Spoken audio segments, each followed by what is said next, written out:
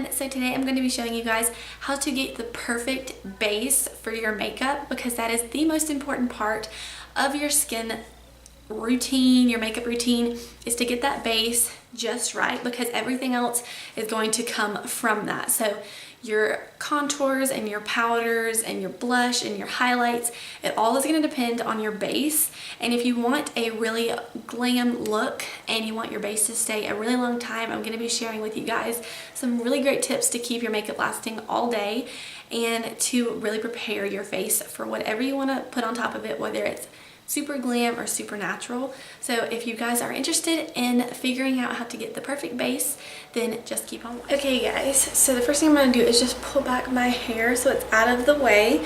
And as you can tell, I've already got my eyes and my brows done. So I'm really just focusing on the face to get a really flawless base, and you can do whatever you want from there, but it's just sometimes super hard to get that good base to build off of, because that's literally where your entire makeup starts, is on the face. So the first thing I always do before I do my foundation is a moisturizer, and this is the best moisturizer. It's the Clinique Moisture Surge Extended Thirst Relief. I'm obsessed with this. It works great. It's a little pricey. I think this is $50, $52, but it lasts you at least 6 months, I would say. I've already had that over a month and I've barely made a dent in it.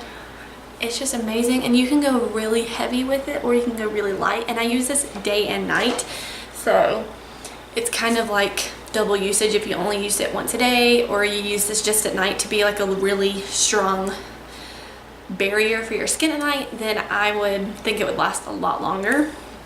So the next thing is to prime. I don't always prime, just because sometimes I like a little bit of my natural skin to come through, but if I'm trying to get like a flawless base, I always prime my skin. So I'm going to be using the Rimmel London Stay Matte Primer.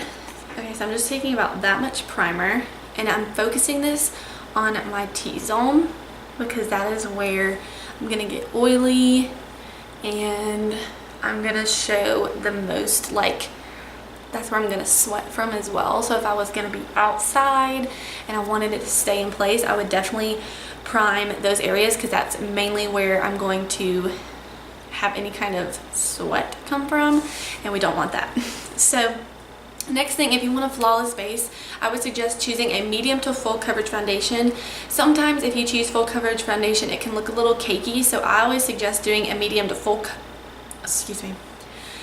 I always suggest doing a medium to full coverage foundation, so you can build it up as you want, and it's also wearable when you're not trying to look super glam. So this product I actually just mentioned in a favorites and hates video, and it is the LA Girl Pro Coverage HD Foundation, and this is a medium to full coverage foundation that is smooth, long wearing, flawless finish. So this is in the color Natural, and I'm just going to pump this on the back of my hand. This is also from my favorites and hates video. So I usually do 1.5 pumps, and that is enough for my face. And then I like to go in and just do dots on my face. I'm actually going to zoom you guys in a little bit. Okay, so I zoomed you guys in so you can see a little bit more. So I just put this evenly across my skin, and then the best way I say to find a flawless foundation is with a sponge. So this is the L'Oreal sponge. It's much better than the Beauty Blender in my opinion, and it's really dirty, so I'm really sorry. But I've tried the Beauty Blender, and this one is just the one I reached for, and I like way more. It's got a lot more bounce to it, and it's got a bigger area to work with to really blend it out. You can do brushes, but sometimes brushes can get a little streaky. So for me, a sponge is the way to get the most flawless finish. Also, the way I blend is to definitely just dab and then blend in circular motions to really get that flawless base.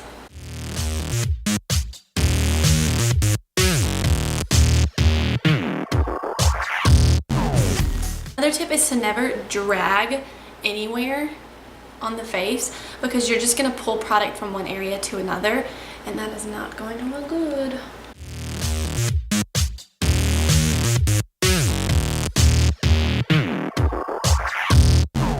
Okay, another Another super important tip when you're doing your base is to make sure that your base blends in with your neck, especially if your neck's not quite as tan either. My neck never tans as much as my face, but as you can tell, this is like, I'm still even a little bit paler than my face. And the only time I drag my foundation is on my neck because it can get like splotchy if you're not careful. And so I like to pull it and then go in and do some dabs. I also like to blend my foundation if it's a little darker over my ears.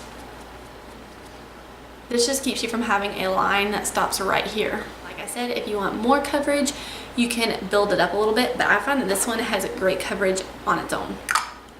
Okay, so for your concealer, I always suggest to do 2 different concealers. I do one that's a little bit more full coverage and slightly darker in the inner corners of the eyes. Not dark, but just slightly darker than the other concealer. I'm like actually doing this in the viewfinder, which is not easy. And then I suggest doing a lighter, more like light to medium coverage concealer in the outer portions just to lighten up. See, this one's definitely lighter, and I don't want this under my eyes too much because it can really make it look funny. So blend these together and it's gonna look great. By the way, this is the Rimmel London Match Perfection in 125, and then the Maybelline Fit Me in 10 something. I don't know, it's light something. Not 100% sure, it's kind of messed up. And then I'm just going to blend it out with the same sponge on the other end.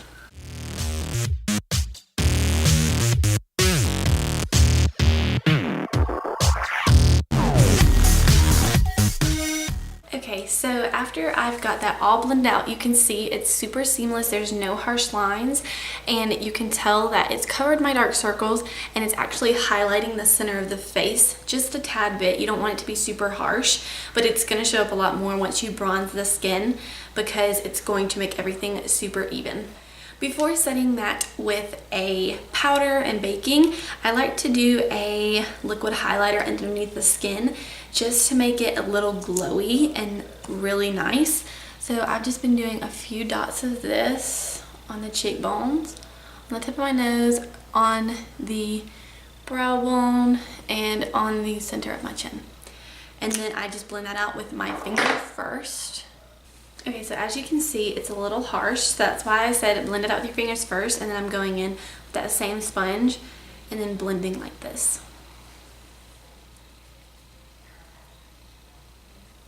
Okay, so now you've got a really nice soft glow. We can go in and bake underneath the eyes. I'm using the Coty Airspun powder, and I love this powder. It's amazing. And I'm just going in with this really dense, like it's supposed to be to contour, but it's too dense for that for me, honestly. So I'm just going to bake underneath my eyes with this, and I'm not gonna go out too far to cover up that highlight that we did.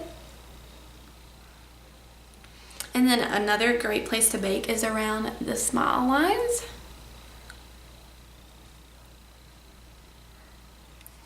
Around the corners of your nose.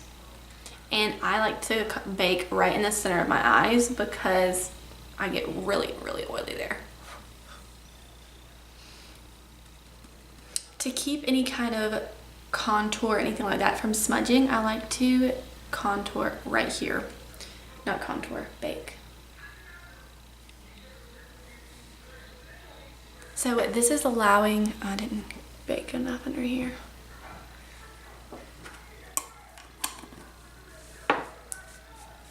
So now I'm gonna let this sit and let it bake, and you're gonna have a really pretty, flawless base underneath that is not going to budge. Okay, so I'm back, and now I'm going to wipe away the bake, and to wipe it away, I'm actually going to use a powder. There's something under my nails. I'm actually gonna use a powder. This is the Rimmel London Stay Matte Long Lasting Pressed Powder. You can see that, and this is in the shade Silky Beige. And I'm just taking this Real Techniques brush, and I'm gonna wipe away the bake. And I'm actually gonna wipe over the rest of my face as well.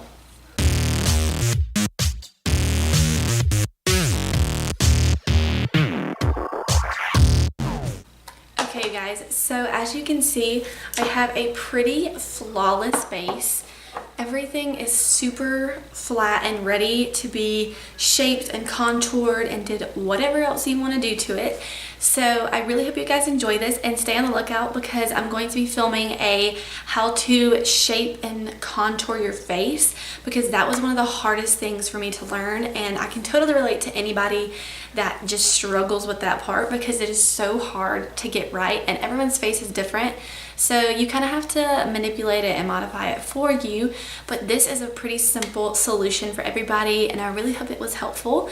My last tip is to set whatever you'd finish doing to your face with setting spray and or some kind of spray because it's really going to help take away that super powdery look, because if you can see, it's super flat but it's going to have that like powdery look. And if you'll use a setting spray, for example, my favorite one is this one from Makeup Revolution right now, and just spray this all over your face, you're gonna get a flawless face and it's gonna stay put the entire day.